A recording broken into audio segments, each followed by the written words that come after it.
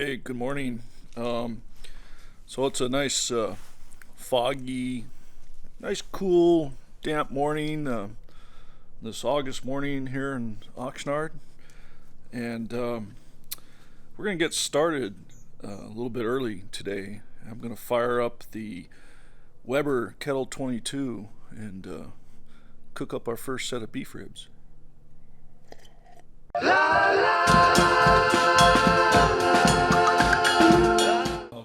I was just outside. I did an intro while it was foggy out there. Get over. See you in the middle. Camera hog. It's grabbing. It's grabbing your face. Look, I'm gonna move. Boom! There goes the camera. Boom! Hey ya! Okay, everybody. We're back in the kitchen now. This time I got the Sassy Kitchen Queen. Hello. Be sure to hashtag it. Check her out on Instagram. Hey, check me out on Instagram too. Well, us. Check me out, the queen. Greenhorn Barbecue and Beer, Instagram, Tumblr, and all that stuff. So, at any rate, I don't know if you guys have noticed, but we have a new camera. It's called the Sony Alpha 6400. It's a really neat camera. This isn't a techie show, but I just wanted to let you guys know that we're kind of upping our game a little bit and kind of investing back into the channel, hoping to keep you guys around. And if you're thinking of subscribing, be sure to go hit that button, tap the bell, and check back for updates and stuff. If you hit the bell, you're gonna find out if there's an update. So go ahead and go do that. Yeah. What we have for you today are some beef cap ribs, and we've never done beef ribs on a grill before. We've done beef short ribs. She usually goes for a couple hours in the roast pan in the oven with all kinds of juices, and they usually turn out great. But what we're going to do today is we got some beef cap ribs, which are higher up on the cow. It's actually where the prime rib is cut out, and butchers tend to cut out that prime rib or the ribeye steaks, and they want all the meat they can get. So the beef cap ribs tend to have most of the meat between the bones, and you end up getting that little peaks and valleys in the rib. And but it's still got a lot of great meat, a lot of good flavor, and it doesn't need a whole lot. Just a little bit of rub, a little bit of time on the grill, and that's all you need. Here are the ribs. Okay, so these are beef back ribs. They're cryovac. They've been graded USDA choice. So as you can see, the valleys that is left behind from the butchering process when the butcher is pulling out that prime rib or ribeye steaks. But these are the bones that you're going to find in a bone-in ribeye or a standing rib roast. There's not much left on the bone, as they say, but it's just enough to make for a really good lunch here at Greenhorn. That's a big lunch. So we're going to get to it.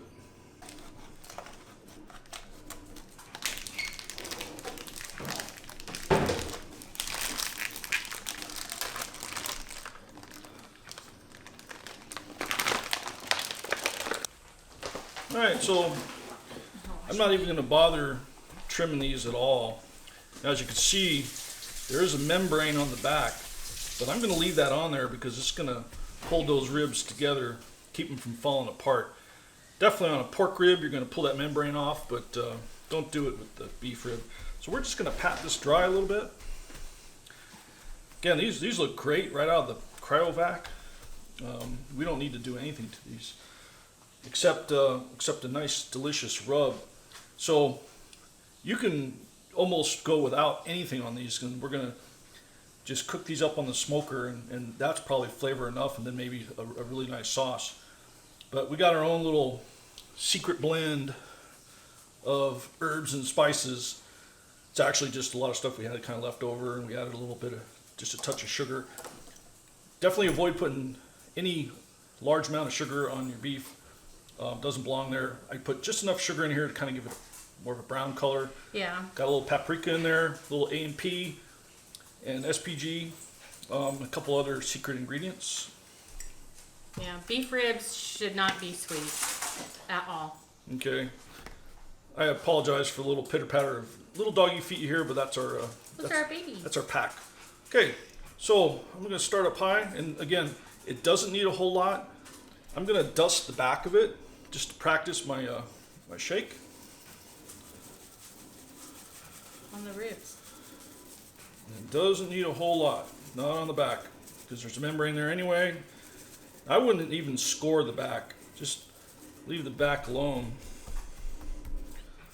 All right. You didn't really need a binder either, because they're pretty Nope, no binder required. pretty oily from the fat.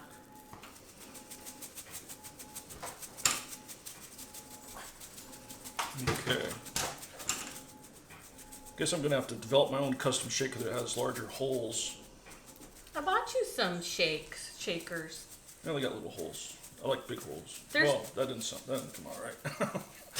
Okay, so that's probably just a couple shakes in between. All the meat's in between, so that little valley right there, all that juice as it's cooking and stuff is probably gonna go away. Anyway, so this is really all it's gonna need. Okay, so I'm gonna go outside and get the Weber kettle going while these ribs sweat out. Okay, while the charcoal's coming up to temperature, I'm just gonna show you how we're gonna be cooking today. So this Weber kettle, 22-inch, it's a performer. And we got here is this Slow N Sear. Now this definitely isn't a video promoting this product. I actually do quite fine with the Weber things that are a tenth of the cost. But I like it because it has a water insert. And I filled up this with water already. A lot of people would recommend preheating the water or putting it out of your tap hot. You know, I just went out of the garden hose here. I'm gonna put the charcoal in here, and then with our rack, we'll put the ribs offset here, and we'll be looking for about 250. So when I get the charcoal in there, I'm gonna be putting some apple wood, some lump charcoal, which will fit just fine in there, and doesn't need much because we're not really going to smoke it for very long, but the apple wood's going to really add some nice flavor. All right, so any good content creator needs a theme song, you know, and we try to mix up the music a little bit and kind of give you guys some different things to listen to and stuff. But you know, I kind of want my own theme song, and so baby, what do you think about this for me?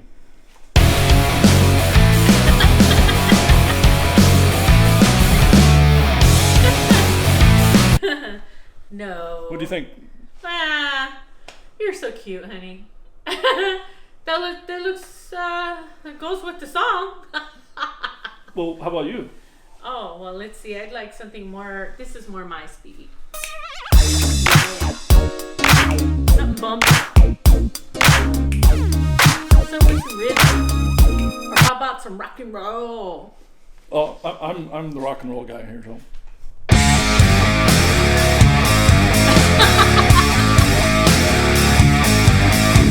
Okay. Now for you folks in Texas, hit it. Hit what?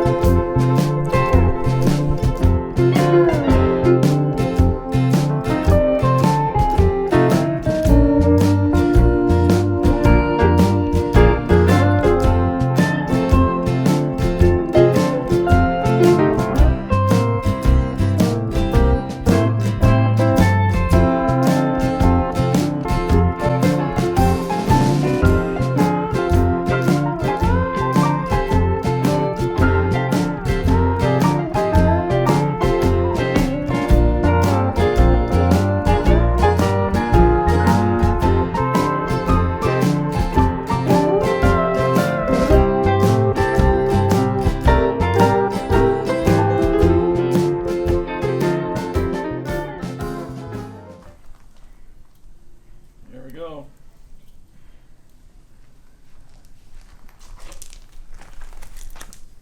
Okay. Those are looking really good. Okay, so you notice that the fire was over here on the far side of the kettle.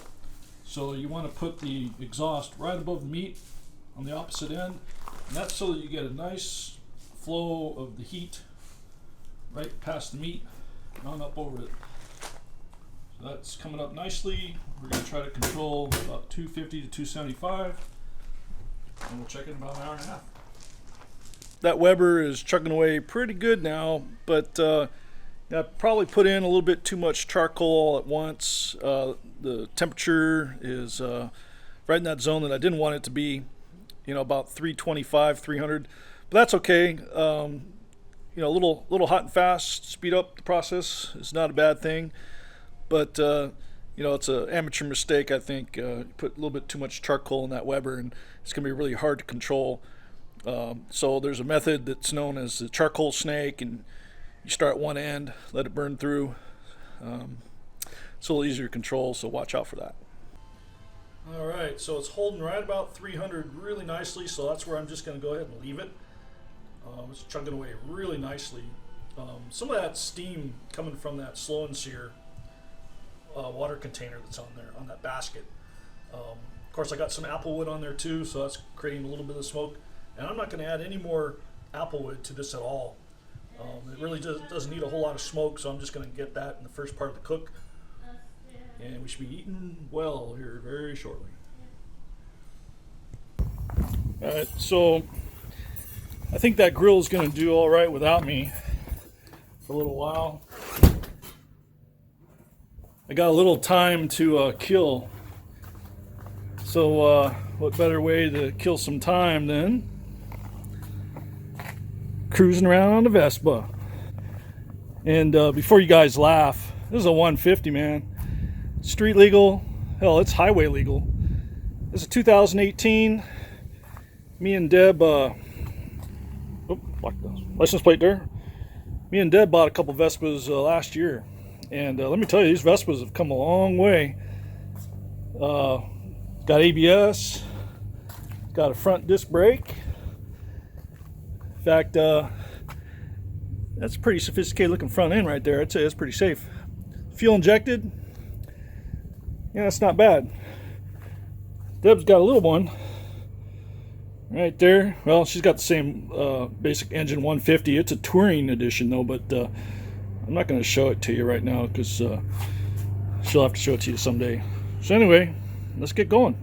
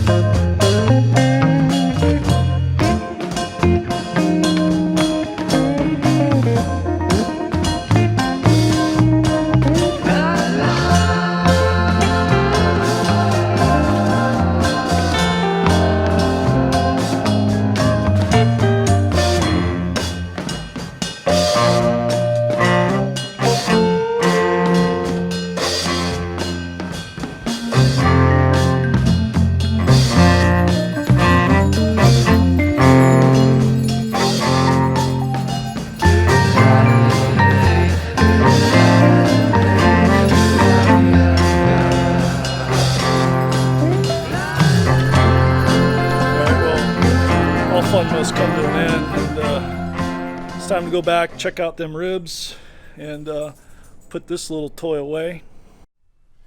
All right, looks like it's doing really well. It's gone down a little bit, about 275 right there, which those are looking really good. This is the first I've opened this up since we started to cook. All right, I really love the way those ribs look. We're gonna go and wrap them now. And we're gonna put them on a nice foil, a little bit of beef broth in there, wrap them up tight, put them back on the grill, probably for about another hour. It's a little hot. Okay, good. Here, we're gonna go upside down.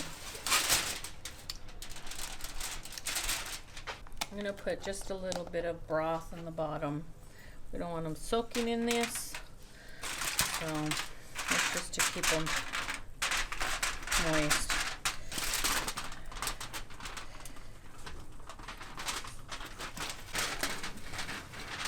bit more broth, huh? Yeah. Okay. So we're going to go ahead and wrap this thing up really tight. What we're trying to avoid here is pockets where it can steam. And we don't want these ribs to be steamed. So, okay. Make sure you watch for any bones that are protruding and be really careful.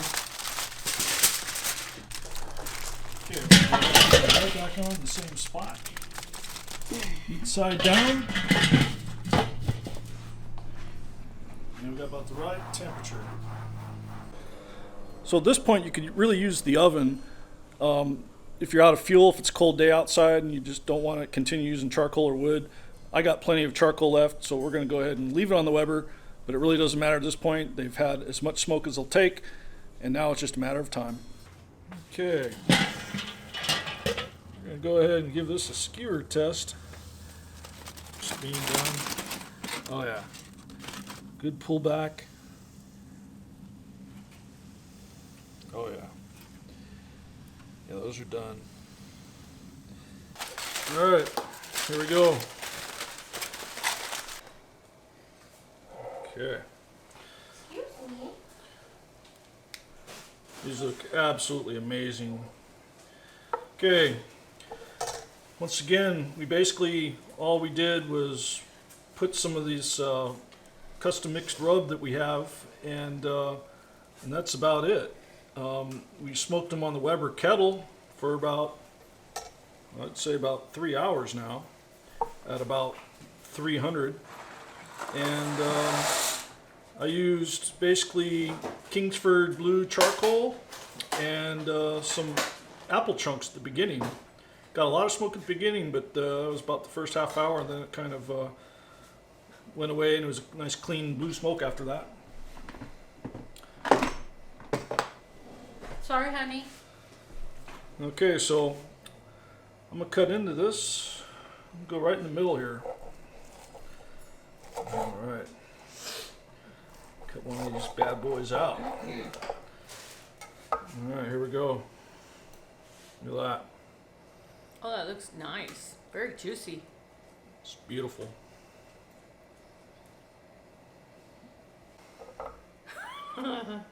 Okay, here we go.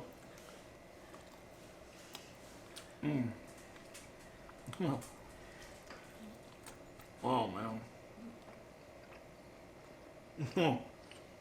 Baby, come here. I don't have cooties. Come on.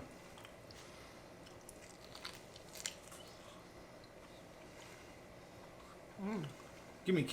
What do you think? Yummy. All right. Yeah, they're yummy, all right. Perfect amount of seasoning. So they taste really good. A lot of nice beef flavor. There's absolutely no saltiness to them at all. We used that rub that we made. Just a tiny hint of sugar.